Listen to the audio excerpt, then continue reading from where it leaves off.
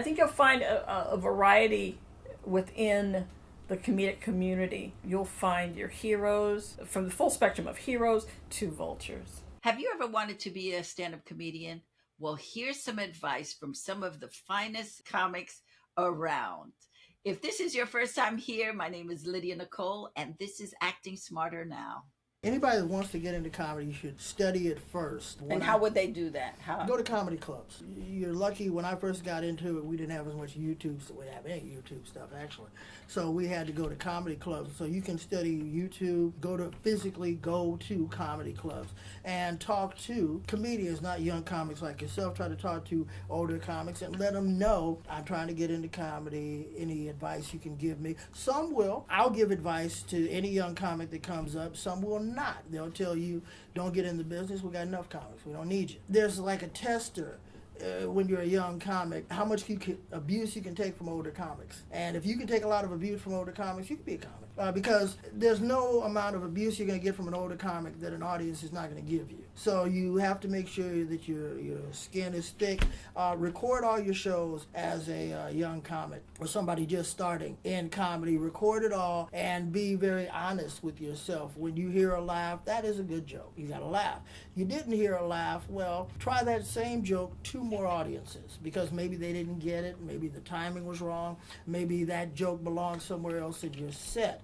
I've had jokes that I thought were opening line jokes and nothing. I try them later on, 3/4 in, they're killers, because the audience is now, they've had a chance to know who you are and what they can accept from you and what they're comfortable with. Sometimes you kind of introduce yourself too early to them, or you expose your warts too early, and I don't even know you yet. Once they've got to know you, you can pretty much say anything you want. Be very judgmental, be very critical of yourself as a young comic. My first time on stage, I didn't do well. It wasn't like, a lot of people always have this moment where it was like the first time they went on at an open mic, they just murdered. And that did not happen to me. I was on stage for 5 minutes. I got 1 laugh at 4 minutes and 20 seconds. But that was the laugh that said, I'm coming back. I still probably would have come back, but I was because and anytime there's a challenge, I would go, I can't. I've always tried to make it that I run towards the fear, not away from the fear.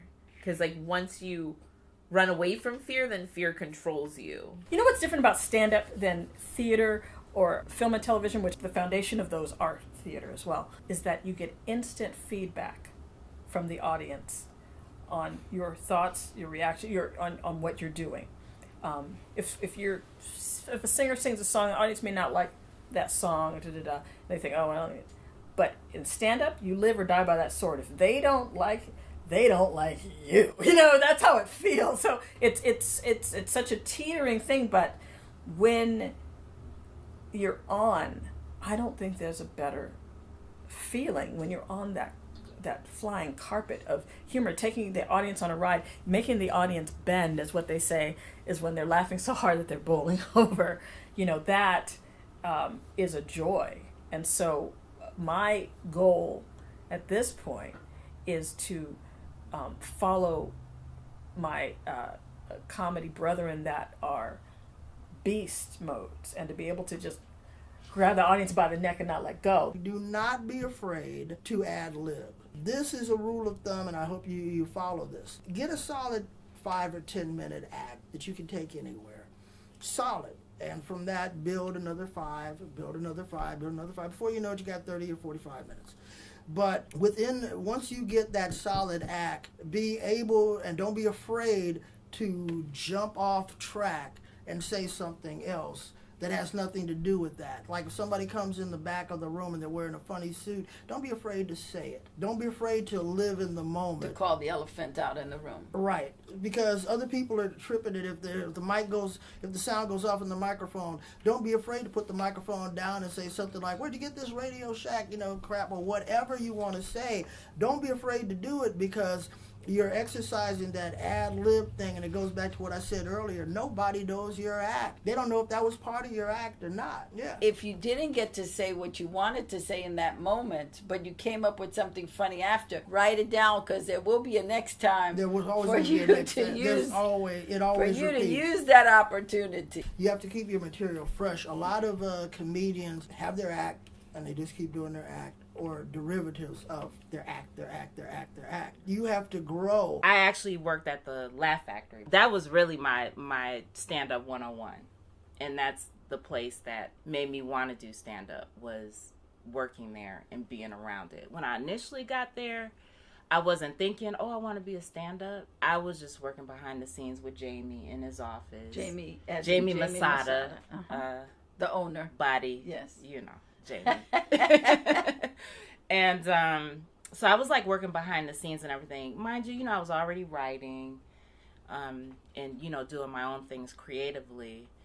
But I just really got a good glimpse and just like a comedy 101 from just being in the club and seeing people perform, from, you know, Chris Spencer to Rodney Dangerfield to Earthquake to Melanie Camacho. Like, I saw everybody, and I just absorbed a lot just from being in the environment, from what was going on stage and behind the scenes as well. When I was studying at NYU, there was a comic that was performing in Washington Square Park to random people, and his name was Dave Chappelle. And Was it was he with so Charles Barnett? fascinating. Yes. Uh-huh. He was with Charles Barnett, also a legend in Who was in his New York, mentor. Who was his mentor. That's right. And it was so fascinating because all of us were just waiting to get our spots at Boston Comedy Club in New York. But Dave Chappelle didn't wait. There was a boldness to him and Charles Barnett, because they would stand in Washington Square Park, do stand-up, take turns, and then pass around a hat. They would do 3 shows a day, minimum like 3 shows a day. And I had such respect for that, because it's one thing when people come to a comedy club, they paid entrance fee or not, they've got a 2-drink minimum, they're there to see comedy. When you have to be so engaging that people stop what they're doing, where they're going in New York, to listen to you, that builds a certain muscle. I heard someone say one time that an inside joke is like the funniest joke, because it's like the thing that we all can like relate on, right? Like, it's the thing that like it feels like so like, oh, it's a secret to us.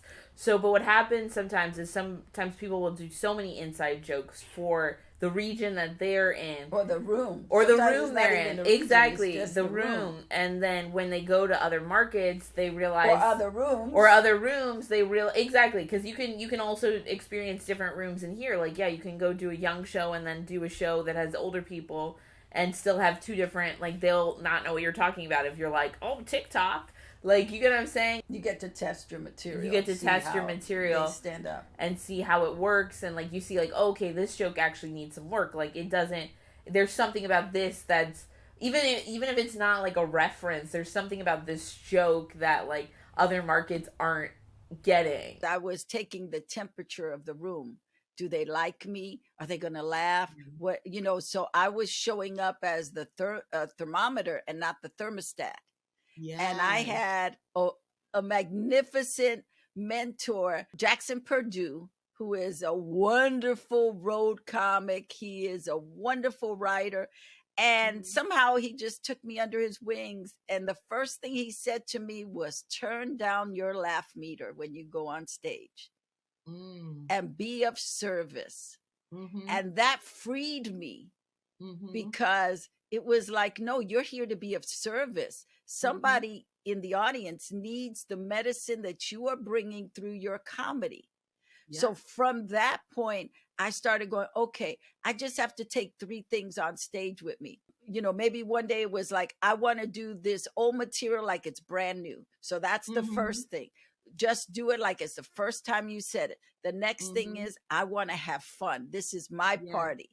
And the third thing is, I want to focus on being present with the audience. You know, because there's nothing like, even though we're talking acting, to me, stand-up is just an extension of acting, because you're still acting on stage. But that when you are rolling on stage, and you are flowing and the audience is with you. You guys are together. And that only happens when you're present. Mm-hmm. You can't embrace them if you're in your head. Mm-hmm. You know, if you're thinking, oh, okay, well, they didn't laugh at that joke, and and that person is looking at me cockeyed, and they just got up and left. And for me, the best training I got for acting was in stand-up, because I would have to do the Comedy Store up in the belly room. I called it comedy for two. You know, you would have two people in the room. Right. If you were lucky, you have more comics than you had audience. And so those two people are sitting in the audience thinking, I should go downstairs to the OR or the main room. Why? How did I get here? And so I learned how to utilize only having two people in the audience and making it all about them. Like it was just for them. In college, my nickname was Bluesy, as a black Lucille Ball. And so that is my foundation, is my facial expressions and the physicality and the, playing with the audience and the raised eyebrow, because that's what I learned. I grew up doing impressions. You do screwball comedy very well. Yes. Yeah, but that's, that was my first sense of comedy, was of doing impressions. Like, my first impression was Charlie Chaplin, and I would do that, or I would do things to stay up at night. So I would take like the plastic tree. This is real, but a plastic tree, and late at night after my bedtime, I would just kind of walk into the living room with everybody and kind of walk behind the tree with the tree across the room. And because they would start laughing, Sandy, okay, you can stay up. And I'm like, yes. I mean, I was rewarded for being funny, and and so I use those different tools and understand that it is different for a woman, and it's changing. We've so many women that are broken through now, but it's not always like that, and we still have our challenges. And I just am finding my way. I'm finding my way back to stand, to the point where I love it. I stepped away from it because I had so much TV and other things going on that I began to miss it and understand that it's intrinsic to what I do. You have to go to the gym. You have to work out. Some people call it open mics. I call it where you can drop in somewhere and do some time and work out a new joke. But then when you're getting paid to do stand-up, don't do new jokes unless you're 100% confident in that joke. But you're getting paid to be at the performance level of whoever is hired you. Be at that level that they hired you for. Don't go up there experimenting and horsing around. Because not only is that their money, which they'll make more, it's your reputation, which you can't make another. Once your reputation is shot, that I hired this guy and he came up, he had a pad, he's doing new jokes. I'll never hire the guy. What unprofessional? Once they use the word unprofessional, then your goose is pretty much cooked. Sometimes they watch really great comics who craft stuff, and because they say a curse word, that's what they zoom in on. Paul Mooney said if your joke, and he would know if your joke has to end in a curse word, you don't have a joke. Curse words are supposed to be the spice. They're not supposed to be the meal. They're the icing. They're not the cake. So if I'm in a place where people are drinking liquor, I probably will curse. If I'm in a place where they're drinking smoothies, I probably won't. Because it's the mindset of the audience. That's like playing for old people versus younger people. I can do a Cardi B joke all day long in front of young people. Old people, they don't get it. I did it. I was in Cocoa Beach, Florida. I told a Cardi B joke, and they all stared at me. And I said, well, my daughter wrote that joke for me, and I don't get it myself. And then they laughed. Nobody knows your act. Like when you screw up in your act, or you're off track, or you don't really know where you want to go next. Nobody knows that except you. So if you tip them off, then yeah, your entire set can be destroyed. But if you learn certain techniques. Excuse me. If you learn that was a technique. That wasn't a real cough. That was a BS cough. That was a cough to stall. And you can do that on stage anytime you want to. You can go ahead and grab the microphone stand and put the mic in it while you're stalling and act like you're getting ready to do a bit, but you were stalling. Learn stall techniques on stage, because our main thing is we have to remain entertaining. You can drop the microphone if you want. Anything so you mentally can get back on track, but you're not standing there looking at the audience like, I'm lost. Never let them see you sweat. I think you'll find a variety within the comedic community. You'll find your heroes, from the full spectrum of heroes to vultures. You know what I mean? And there are some that will take you under the wing and are so protective of you and see your light and see your way in this industry and believe in you and keep you encouraged despite what's going on. Who are a few of those people for you? Because for me, it is Jackson Purdue. Yes. It is Daryl Savad. It is Charles Cozart. There were a few of the Comedy Store regulars that when I started, like kind of rallied around me and helped me along. Yeah. And, Daryl Savad was great at helping me learn how to write. Yeah. That there's a specific way of writing stand-up that's different to just writing. Right. I have a few. Definitely would be, Richard Pryor would be the first. Shane Forbes, definitely. These the beasts, too. Robert Townsend, Arsenio Hall. I had to follow Arsenio Hall, and he was like, great set. I'm like, great career. I was like, I got this. I remember being at the Comedy Store, having to follow him. Yes. And again, when you follow somebody big, the room empties out after them. Absolutely. And so the room had emptied out, and I was trying to get my footing, and Arsenio was in the back. Do your set. Just do your set. And that calmed me and allowed me to. And I remember that was such a gracious. Yes. That was so gracious because sometimes you had very high profile comics who would come in. They would bump you, and then when you got on stage, they were rude and they were talking while you were doing your set, or I encountered some of the ugliness of that. So Arsenio has a good place in my heart. Write down your goals. You have to have short-term goals, which are the immediate set that night. Have a goal for that week. How many shows do you want to do that week? How many new jokes do you want to write for that week? How many new jokes do you want to perfect? How many jokes that you've been working on do you finally want to put closure to? What do you want to do this month? How many shows do you want to do this year? How many paid shows? Because there's a difference. I asked Don D.C. Curry, because I was telling him, well, man, I've done about 6,000 shows. And he said, I've done 8,922 shows.